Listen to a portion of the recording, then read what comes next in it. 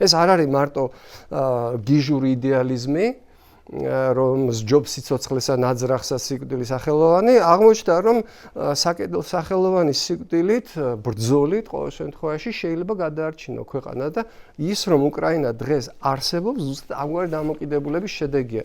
ჩემი აზრით, დიპლომატიურ ბატალიებშიც უკრაინამ თავი დაიცვა არა მარტო ღირსება და ღირსება ძალიან დიდი მნიშვნელობა აქვს მორალს, შენი ხალხისა, რომელიც შენს უკან დგას და რომლისთვისაც ამ ხელმსხვერპლის გაღება და ამის გაგრძელება ბევრად უფრო რთული იქნება თუ დაინახავს, რომ შენი ლიდერი დამცირებულია და თმობს შენს ინტერესს. ანუ ზელენსკიმ მე არ ვიცი, ხა ბევრი ნაკლი აქვს ალბათ და ბევრ ამის შეიძლება მოედაოს, მაგრამ ის რომ ის თავისი ქვეყნის ეროვნული ინტერესებს მოდი რაღაც ნაკლი მასაც ექნება. ხო, რომ ის